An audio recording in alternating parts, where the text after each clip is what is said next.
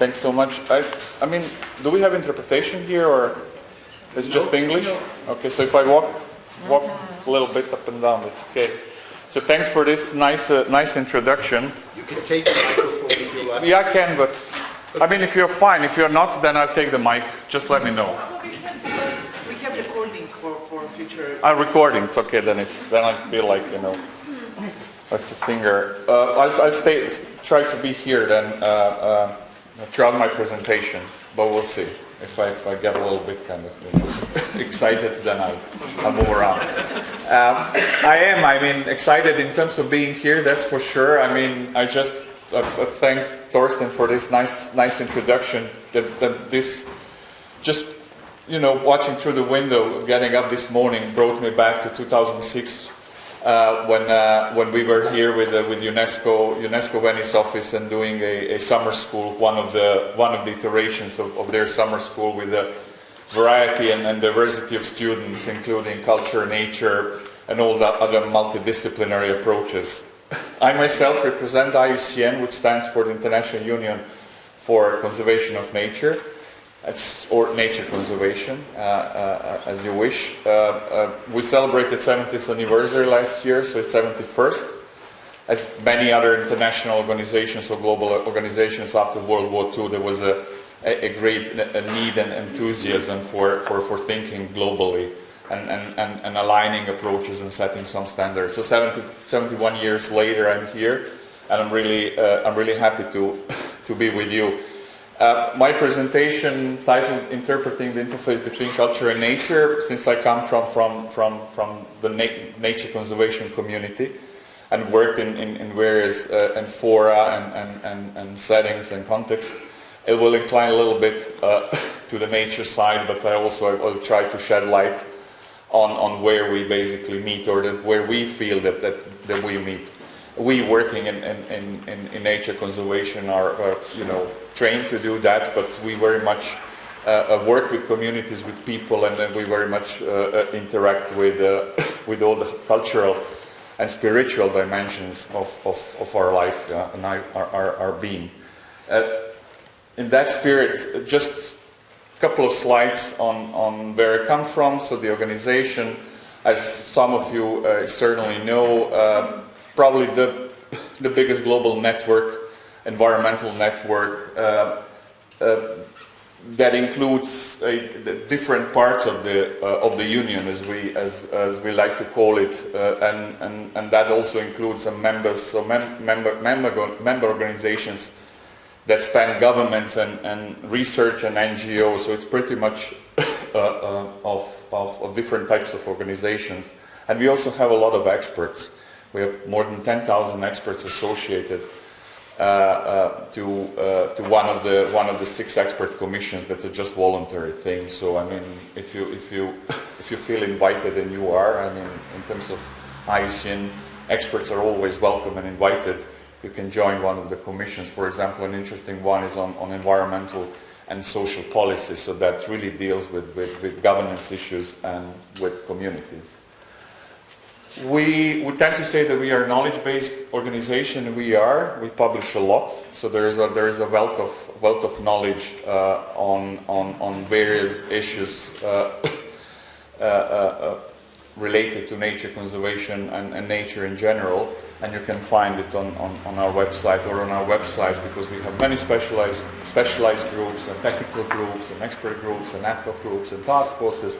We try to deal with many issues, so there will be, while walking you through the presentation, you will also understand a little bit what it does and what it stands for. But let's dive a little bit into the subject of the presentation. And I'm lately kicking off my presentations with something that comes from the World Economic Forum, which wasn't part of our endeavor or wasn't part of our considerations in the past that much, or we were not part of theirs. But more and more we are coming together. And why so? Is the World Economic Forum has been issuing a annual risk maps, if you like, or risk heat maps as they call it today. And what's becoming obvious, that environmental risks are becoming high, very high in terms of their impact and very high in terms of their likelihood. So if you look at the right top end of this graph, that you will see lots of green squares, and they stand for environmental risks, including biodiversity loss, including disaster risk reduction and climate-induced risk and others. So that makes us a little bit more important today. Yeah. So after 70 years, I mean, nature is becoming really part of our mainstream discussion and mainstream agenda. So it's not only part of the conservation community, but really it has its effect beyond the community. We know that, of course. As IUCN, we work on that, and the Red List of Threatened Species is one of our flagship knowledge products, as we call it, and it shows that basically we call it the barometer of life today, and it shows that the biodiversity is declining. We know that for decades. How to curb tide, how to reverse the trend, that's a long discussion, and we will not have it today, but there is a lot of evidence, and we know that. And if you look in particular at species groups, then you will see that for example, those that they depend on wetlands are pretty much in dire situation. And we have coral reefs, for example, and they are all, I mean, for example, wetlands are really places where people and nature come together. You know, so lots of wetlands are actually cultural landscapes where we've been shaping our beliefs and our approaches and our ways to use natural resources and to live by the nature or with nature. So those species, they decline tremendously, and they depend on certain habitats, which means no habitats, no species. You know, so what to do about it? So we know that, and since years, it's part of our mainstream discussion and mainstream agenda. This is just one of the mosaics, which shows basically, you know, people and nature. We can spend days and months and years and lives discussing that, and evidence is just everywhere. You know, people. It's not that nature conservation, as we know it today, that it started 150 years ago. That I will have in my presentation later on. So it was ever since a human being was born or evolved, and this what could be regarded as a nice pattern. Actually, it's shark fins lined up, and they all will end in whatever pharmaceutical industry will use it, and we will consume it in many different ways. So basically, these fins were sharks, live sharks before they were captured, killed, and transferred into something that we use. So I mean, just the sheer amount of this, numbers show basically how much we use natural resources, and how careful we should be in terms of utilizing them. So this is not about Steven Spielberg.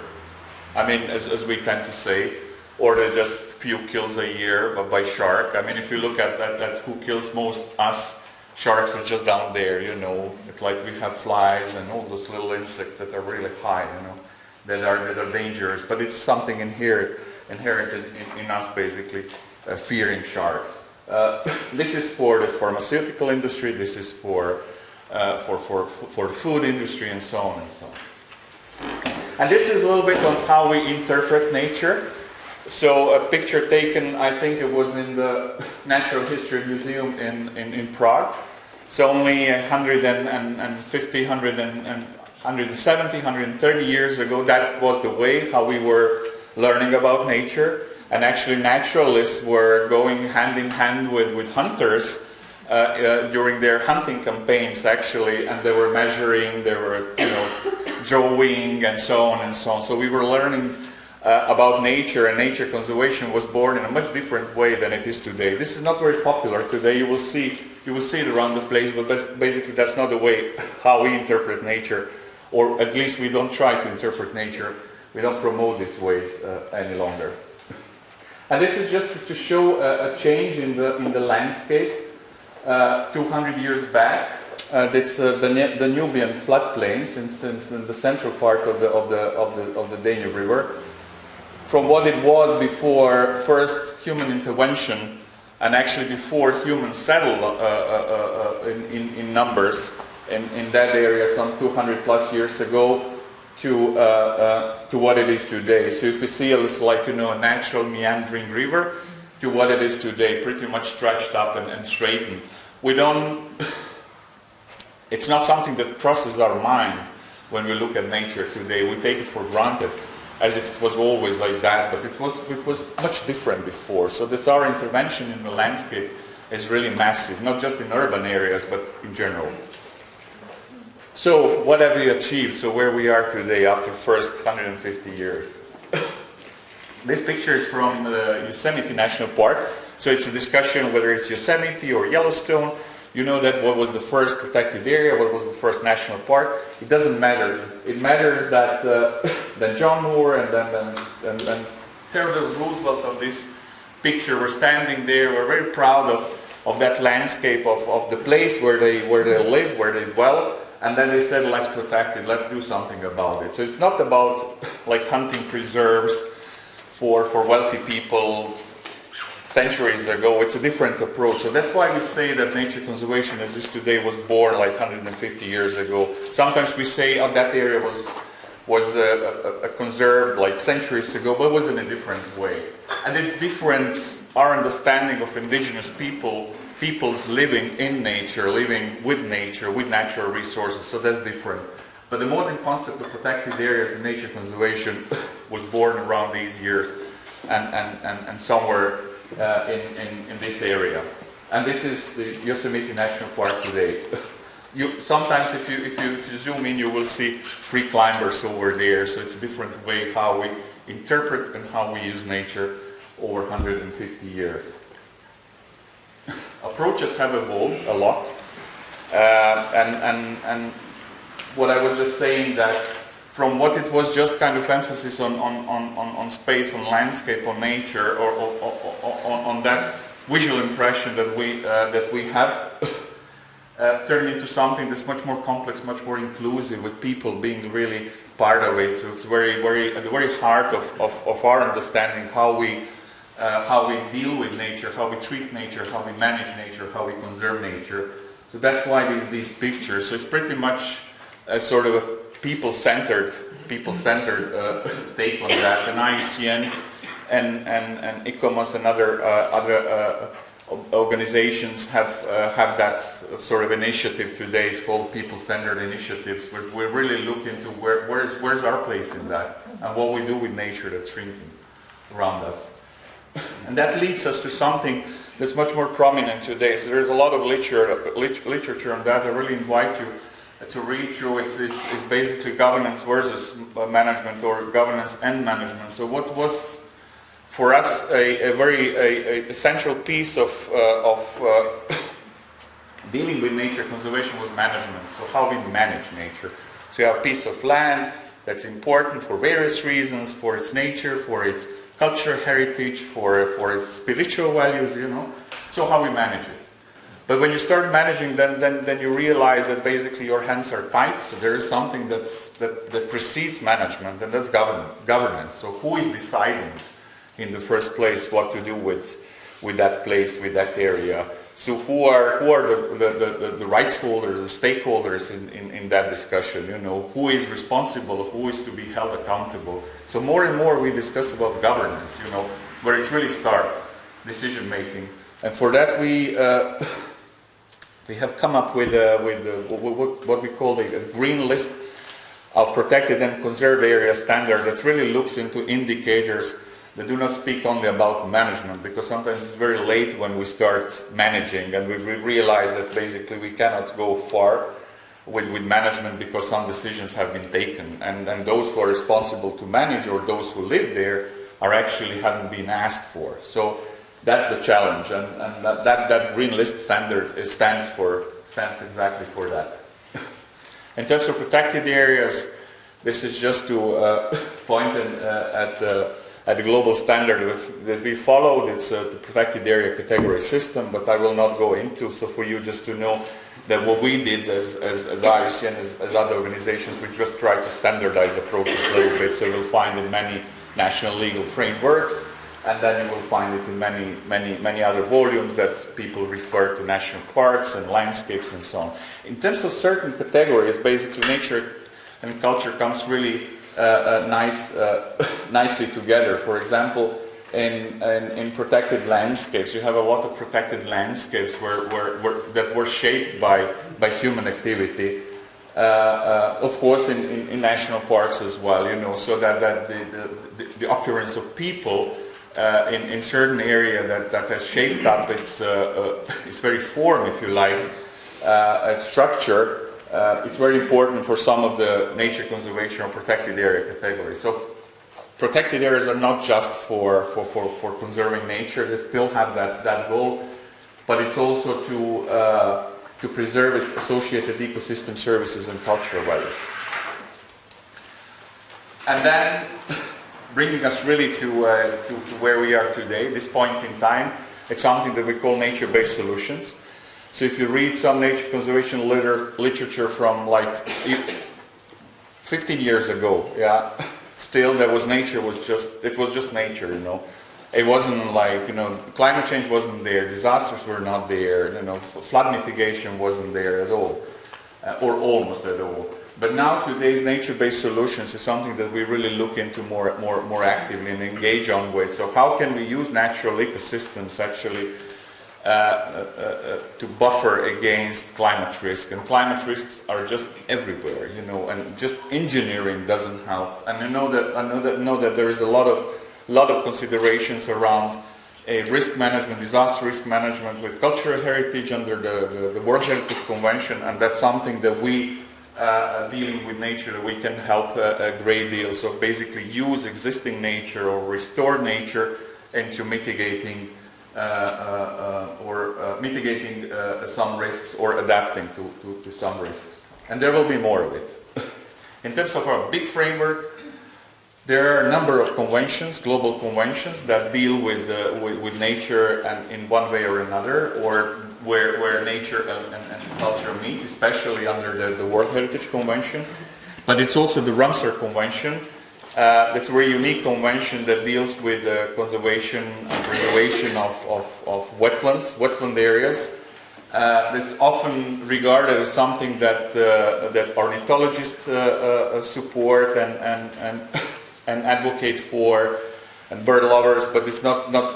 It's much more than that. If you read it through carefully, then you will see that it is about birds and species, but it's also about our culture and about our landscapes that were created in those areas. And of course, you all heard about the sustainable development goals, and we are all there. We try to fit in somehow, but I will not go into so high and into policy matters.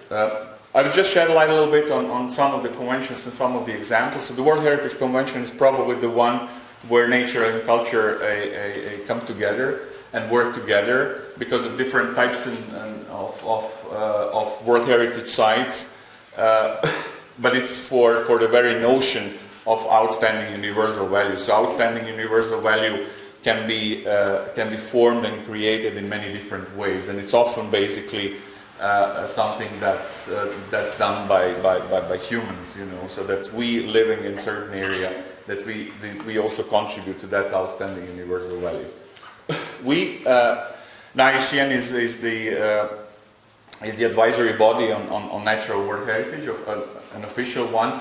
So that's where we see World Heritage sitting in that span of different types of approaches to nature conservation. So it's at the very top, you know. So that's basically, we call it excellence in nature conservation. So you have different approaches and different ways of dealing and conserving nature, but basically lifting up your standard, you come to the very top, and basically World Heritage is supposed to be there. That's the way how we treat it.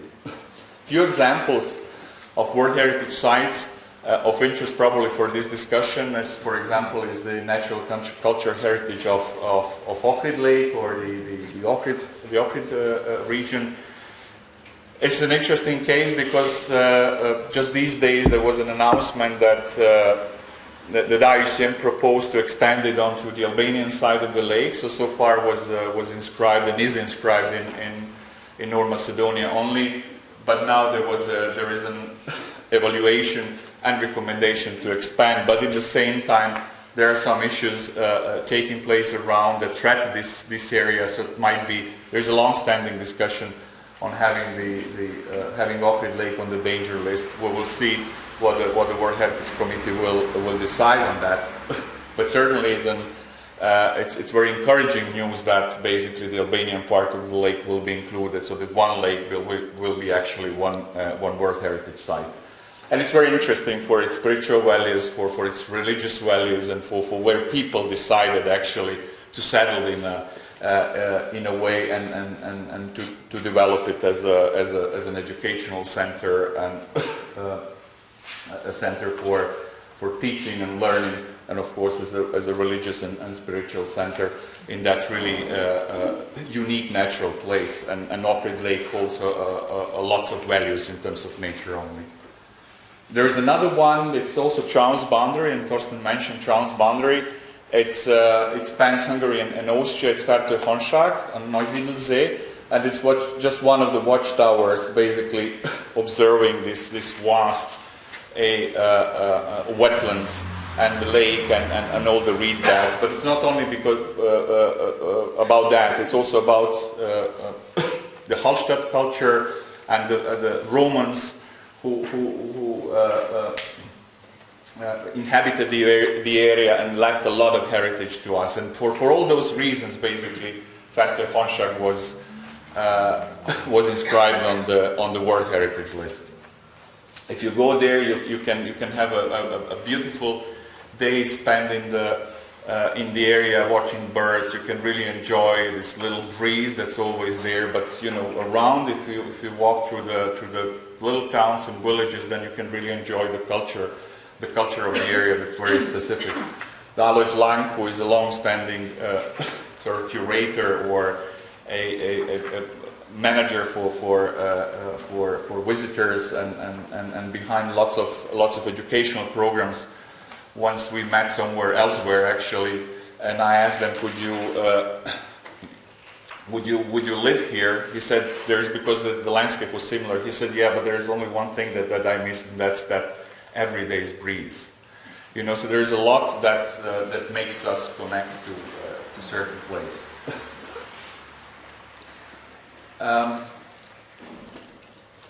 So in terms of areas and sites, so the approach is one of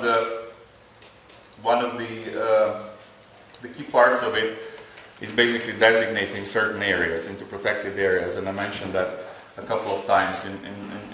With cultural heritage, there is also designation. With nature, it's just that those areas can be, like millions of hectares, if you wish. And of course, that we try to apply different types of management, different approach to managing that area, because it has certain values and should have certain objectives. But it's not only about designating. So for years we were obsessed with designations. So in each and every, we call it protected planet report, would come up with new numbers. We've protected 10%, we've protected 11, and so on. So today the global goal is 70%. So 70% of the planet is supposed to be protected of terrestrial, and 10% of marine is supposed to be protected if we would like to have nature actually safeguarded in a certain way that can serve different purposes. So that's the global target at the moment. Some claim that it should be 20, some say it's 15, but basically 17.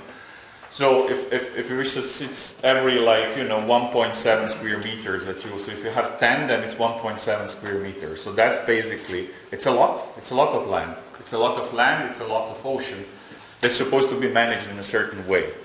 And it costs a lot at the end of the day. But what I wanted to say here is that management is something that we are very very concerned about. So it's not only about designating, saying yes, this is a designated area, but basically the question is how we manage. And there we understand more and more basically that we are lagging behind.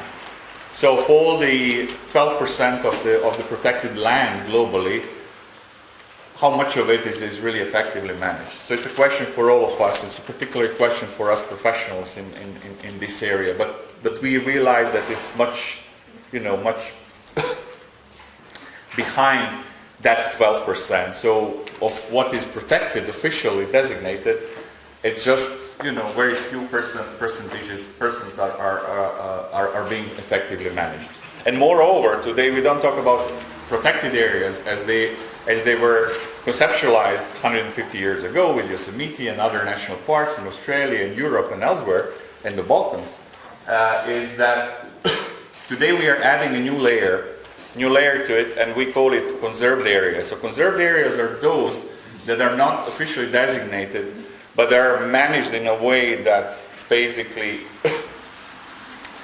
supports or helps achieve conservation goals. So basically those are the areas where people live, and they manage that area in a certain way for centuries. And then if you look at lots of indigenous peoples and indigenous groups that live in certain area, we know we are, those from the Amazon basin are famous, and it's, here and there is a picture of us, it's a drone or whatever is going, and then saying, oh, we took a picture of an indigenous groups. And there are also groups, nature conservation or whatever, indigenous groups, networks that try to protect those people. If you expose those people out of a sudden to our culture, then consequences could be really terrible. But those people, they live in certain area, and they treat that area with respect. And for centuries they used to live there, and they didn't harm its biodiversity. They even contributed sometimes. So that's something that we call conserved areas today, and that also should be part of that big picture of how we manage and how we treat nature in our surrounding. Another interesting part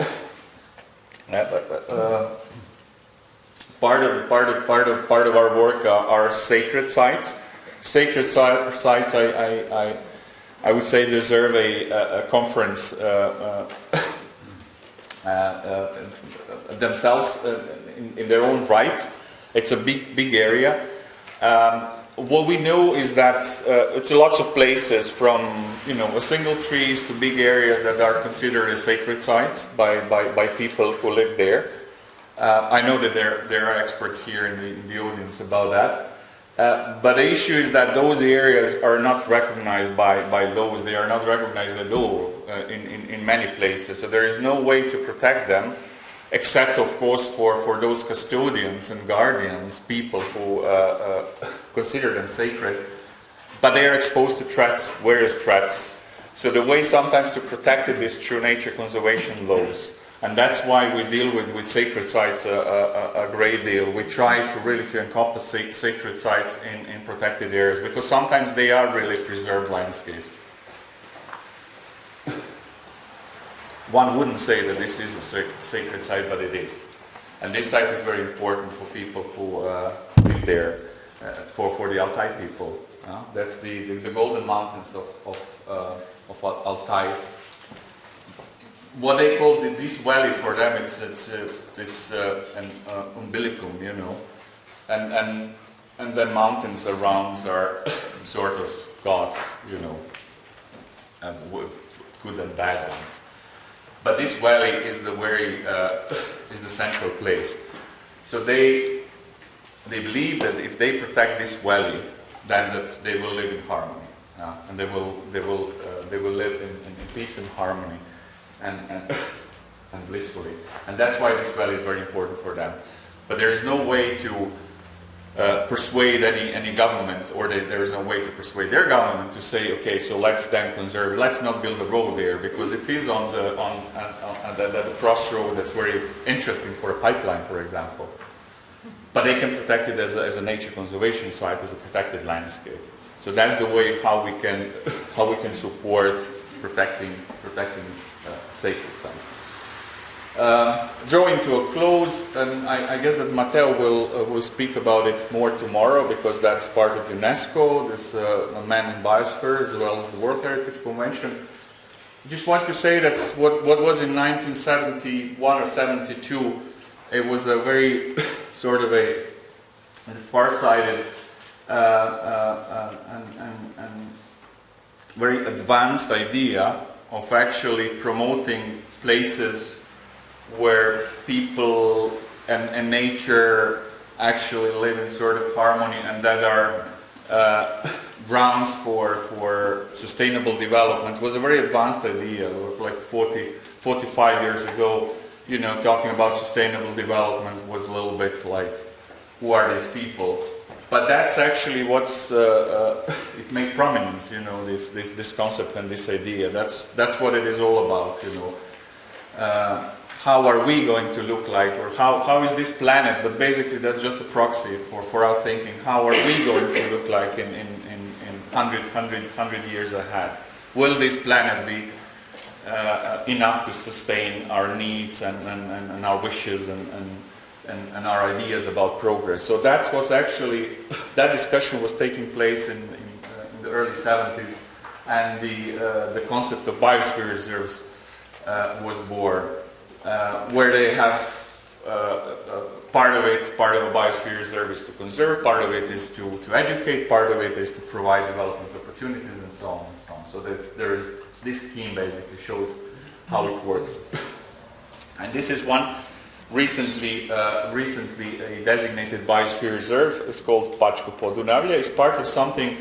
It's a very interesting idea of having 5 countries along the Danube, Drava, and Mura rivers, at the crossroad of the Balkan Peninsula and Central Europe, to designate it as a big biosphere reserve. So 5 countries, 3 rivers, lots of cultures, lots of heritage in it. This is just one piece of the puzzle, just one area, and just behind this medieval castle and fort, actually, this is Baj, is a big floodplain. And that floodplain is much different today than it was 600 years ago or so, when the fort and the tower were built. You know, it was just big and open floodplain, very natural floodplain. And this area that's elevated maybe some 5 meters was a perfect place to be, you know, to observe around for, you know, miles and miles. Today is different, you know. You have completely different landscape, and you climb up the tower, you won't basically realize why it's there, you know. So it's so flat. But those 5 meters make a difference, especially when the landscape was natural. And that's where actually, where you know, cultures and empires were meeting in this very place along this route. You know, that was built by Ugars, Hungarians, and then the Ottomans came, and so on and so on. And so it's very interesting. And to something that it's in Offit Lake in Finland. It's a sacred site as well for the Sami people. And then when as we were having a nice boat tour you can see it's a very foggy morning. It was so quiet, it was just incredible. And then we were told actually that these little islets are sacred places. We don't know exactly which ones, but they are sacred because people come there and they worship their beliefs. And it's very important to keep it as is. What the Nature Conservation Authority does, it promotes it as Outdoors Finland. So if you go to their website, you will just see Outdoors Finland. So they will not talk about birds and species and nature and zones and policies and conventions. They will just say Outdoors Finland. Just go there. Go there, enjoy it. And try not to leave a real footstep, you know. Don't make any damage. Just go there and enjoy. And then to the European Greenbelt initiative. That's something that was born after the fall of the Iron Curtain.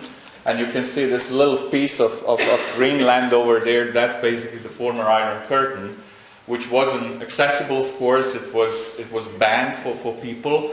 And then over decades, it turned into something that's pretty much natural. It just squeezed into this heavily managed landscape in some parts of it. Somewhere it's a bit more natural. But there was around it an initiative was born. You know what to do with that little piece of land in the middle of Europe, you know. And you can see some of the heritage and military heritage. This big watchtower that's also being turned into a touristic attraction that people can use, for quite different purposes. But it's an interesting initiative. You can see the route. Something similar you have today in the Korean Peninsula, for example, where they have this the so-called demilitarized zone between the south and north. And this is two three slides. You remember we started with the Natural History Museum in Prague, and this is a visitor center from the Wadden Sea World Heritage Sites, one of the most advanced probably protected areas globally. And this room is called Digital Ornithology. So basically this is from those stuffed birds 160 years ago to what we have today. So different ways of interpreting and understanding nature. But at the end of the day, basically, it speaks about the same thing. Birds that are out there and that enrich basically our lives and that deserve to be there. And there is another one, so it's also a little bit. I'm sure there are architects here. So this is also a way how to apply a really advanced and modern architecture. This is one of the visitor centers. Also, this one is in Iceland. Yeah, this is Iceland. So if you watch, just recently I came across an interesting monograph about visitor centers, and you can see a whole lot of really, really exciting architecture embedded in nature. So that's an area that we are also, nature conservationists are just watching birds and then following species, but this is something that's just exciting as far as I'm concerned. And then finally, where we go, this is food for thought a little bit, and of course if you have any questions. This is the current estimate about our population. So close to 70% of our species, human beings, are going to dwell and live in urban areas. So this is Tokyo today, but in 30 years, it will be modernized. It will continue to modernize, but that's the way how our landscape today looks like, and we will be living there. So lots of talks about kids today that do not know what cows are and how they look like, but why should they? I mean, well, we know that our grandparents knew, 150 years ago when they were standing outdoors, in storms and all those dramatic events. So it changes, it evolves. So why these kids should know that? But the question is basically how they will look at nature, how they will look at that relationship between us and nature, because they will simply live, and they live in different shapes and forms. And of course, it's a question for us: who is going to have priority, and what's going to prevail? Looking at how people live today and how people live tomorrow. And this is a real tiger, by the way, in the zoo. And these are real hens. Thanks a lot.